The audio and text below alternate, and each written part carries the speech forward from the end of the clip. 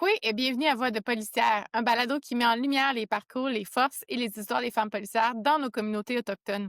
Aujourd'hui, on prend le temps d'écouter l'une de ces voix, une voix de terrain, de cœur et de service. Je suis Mélissa Potier et je travaille en communication pour l'ADPP LQ. Notre invitée d'aujourd'hui est Kellyanne Lavoie-Ayotte, policière à Mastoyache depuis 2020. Elle nous raconte son cheminement, sa première arrestation qui a marqué sa carrière et ce que ça signifie pour elle d'incarner une autorité féminine et autochtone au sein de sa communauté. Bonne écoute. Bienvenue, Kelly, sur le podcast Voix de policière. Merci d'avoir accepté mon invitation. Ça fait plaisir. Alors, si on commence par, en fait, si tu peux te présenter un petit peu, parler de ton nom, où tu travailles, de où tu viens, puis ça fait combien de temps que tu es policière? Mon nom, c'est Kelly Lavoyatte. Je viens de la communauté de Mastayache.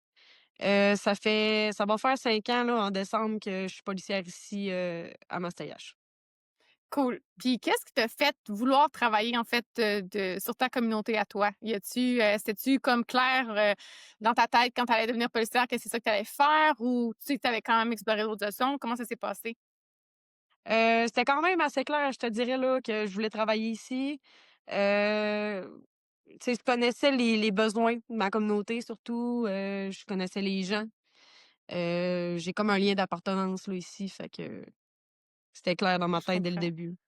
C'est bon. Puis qu'est-ce qui a fait que tu voulais devenir policière? Est-ce que c'est quelque chose que tu sais que depuis que tu es petite ou c'est avec le temps, juste les choses ont évolué ou comment ça s'est passé de ton côté? Je l'ai toujours su, mais j'avais de la misère à faire le pas. J'ai Mmh. eu beaucoup de misère, là. J'ai commencé, au cégep, là, j'ai fait 2 ans d'éducation spécialisée au cégep de Jonquière pour finalement me rendre compte qu'il me manquait un petit peu, d'adrénaline dans ma vie, là. Que je voulais pas faire ça, toute ma vie. Fait que, c'est ça, tu sais, un soir, j'en ai parlé avec ma mère, j'ai dit: «Je veux devenir policière». Elle a dit: «Ben, il est pas trop tard». Fait qu'on m'a inscrit à l'AEC, technique, policière des Premières Nations, au collège d'Alma. Je regrette vraiment pas ma décision, là. Puis, je te dirais que c'est plus pour, le côté loi, ça m'a toujours intriguée, aider les gens surtout. Aider les gens, puis l'adrénaline que ça procure. Tu sais, tu pas une journée pareille, là. Tu te lèves le matin, tu des calls différents. Moi, c'est ça que j'aime, là. Puis justement, si tu nous parles un peu plus de ton rôle, parce que toi, tu es sur la patrouille ou ton rôle de police en tant que tel? La OK. patrouille. Ouais. OK. Est-ce que, parce que tu sais, c'est sûr que c'est différent justement de travailler dans un bureau de 9 à 5, est-ce que c'est tu te vois-tu justement sur la patrouille pendant longtemps ou y a-tu d'autres aspirations que tu as ou comment tu vois ça?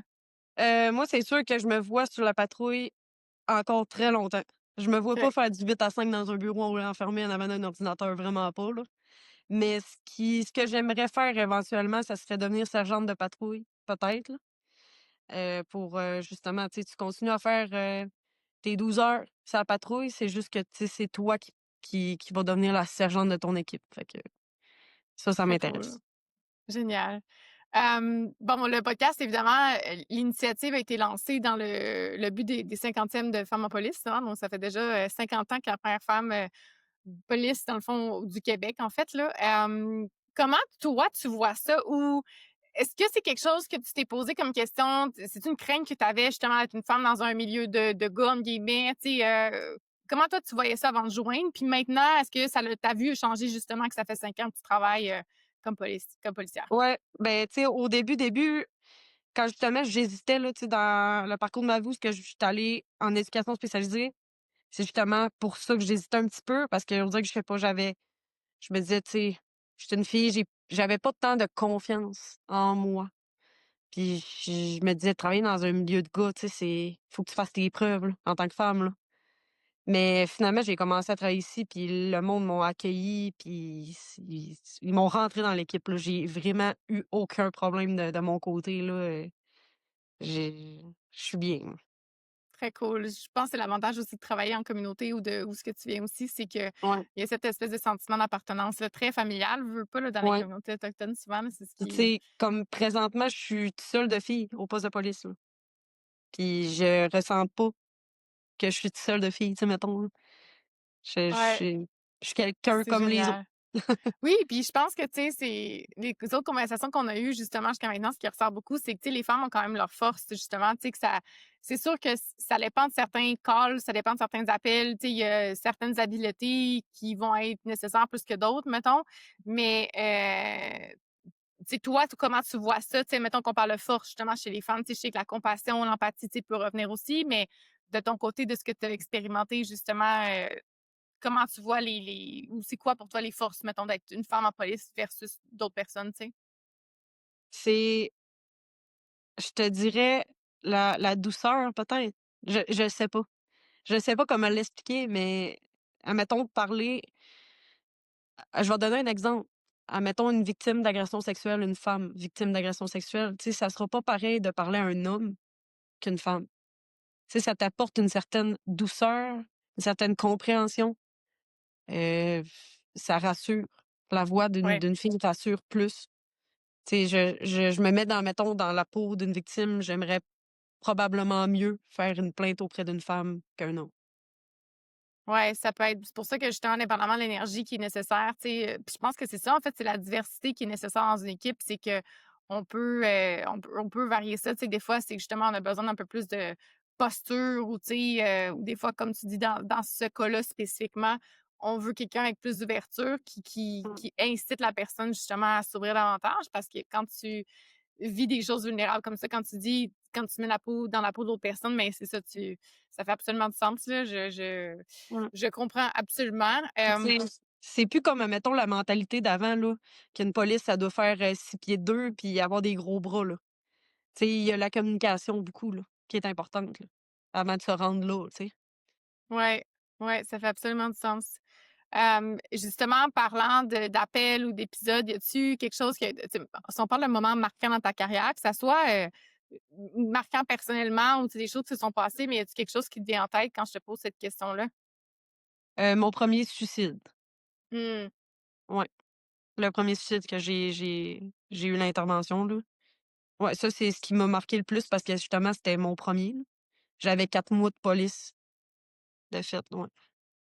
Quand même. Puis, comment tu vis ça justement? Tout ce qui était veux, veux pas, tout le monde, on est des humains, là. Je veux dire, il y a quand même une certaine posture à avoir dans le métier, mais en tant que tel, tu sais, je veux dire, internement, comment tu vis ça ou comment tu sais, si on parle de santé mentale 2 secondes justement pour faire un pont là-dessus, là.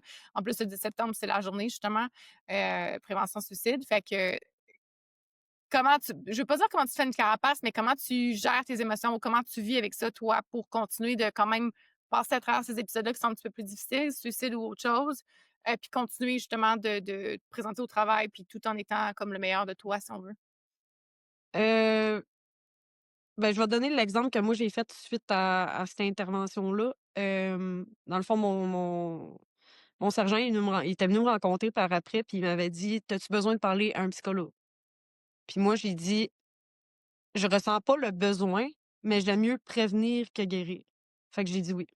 Puis je l'ai fait quand même, j'ai parlé avec au téléphone, j'ai tout compté l'intervention au complet. Puis ça m'a tellement fait du bien. Puis pour Mmh. vrai, je pense que c'est ça peut-être qui m'a sauvée. C'est d'en parler, c'est important. Vraiment, vraiment important. Tu sais, on est tous humains, là, on a tout un cœur, puis des fois, on voit des choses, là, c'est pas beau, là. C'est vraiment pas beau à voir, puis c'est pas de quoi que tu vois tous les jours. Fait que moi, je pense que la manière que je fais pour m'en sortir, c'est de continuer à en parler, puis de rester vraiment, de pas être dans la sympathie, de plus dans l'empathie, si je pourrais dire. Tu sais, de comprendre les autres sans le vivre. Ouais, tu restes quand même Ouais. il y a quand même tu pas Une barrière, associé, là, là. tu t'es pas Ouais, ouais, c'est ça, exactement. Tu es quand même capable d'être dans l'ouverture, mais sans nécessairement mettre ça sur tes épaules à toi. Puis je c'est pense ça. que autant que des fois, ça peut être facile à dire plus qu'à faire en tant que tel, là, tu sais, je pense que c'est Ouais. un art qui peut se développer Ouais. définitivement avec le temps, mais j c'est ça, ça prend ces épisodes-là, des fois, justement, pour apprendre puis, devenir meilleur, si on veut, là, à ce niveau-là. Mais tu sais, je pense qu'on banalise un peu, justement, d'en parler parce que, tu sais, tu le sors de ton corps, tu le verbalises, puis veux pas, tu es sûrement pas la première non plus à l'avoir vécu, fait que de pouvoir en parler aussi avec d'autres personnes qui l'ont Ouais. vécu, puis il y a un sentiment Tu d'appartenance, de entre collègues, compréhension. on se parle beaucoup, beaucoup. Ouais. Ouais, c'est un bon point. Je pense que, ouais, tu amènes quelque chose de très bien là. Puis, si on parle bon, mettons, travailler dans une communauté autochtone qui est ta communauté aussi en ce moment, hem tu sais, s'il y a quelqu'un qui veut devenir police en ce moment, qui est à l'école ou qui aspire à ça ou, tu sais, qui regarde peut-être ses horizons sur, où est-ce que je veux travailler, tu sais? qu'est-ce que tu dirais que quel genre de personne vous avez besoin ou quel genre de personnalité fitterait justement avec les besoins de travailler, exemple, à Massoyage, selon toi? Avoir une ouverture d'esprit, heu, envers surtout, je dirais, à Mastayache là, ce qui est important, c'est de connaître, la culture. Ben, du moins, se renseigner là, puis de connaître, tu sais, les événements passés, les blessures que les personnes peuvent avoir, ce que ça l'a occasionné. Comme, mettons, je vais donner un exemple, heu, les, voyons, la toxicomanie, l'alcoolisme, tu sais, des choses comme ça, là. Mais d'essayer de comprendre de où ce que ça vient. C'est important.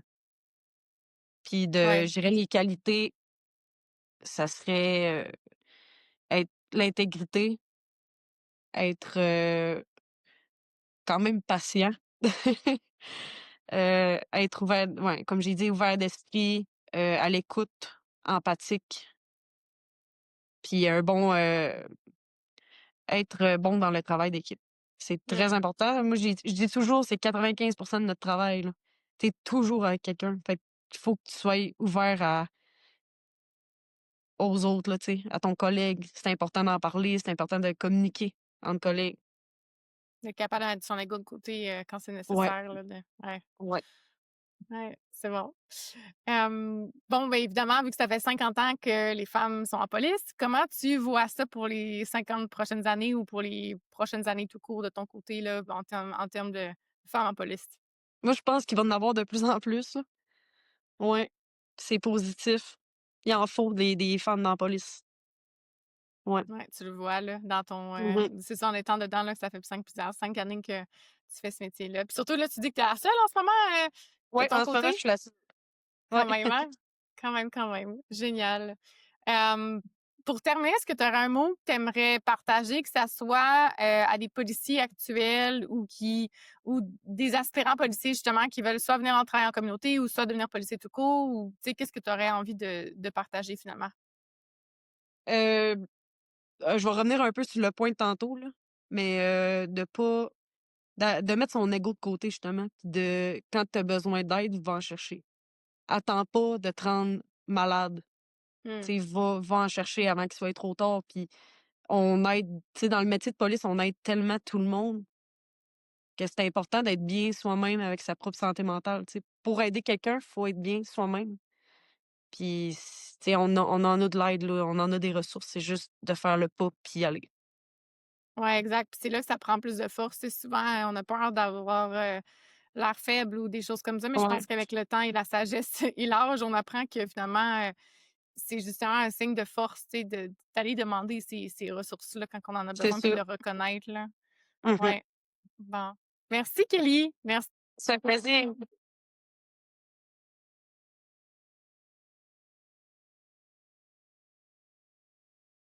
Hey, merci beaucoup.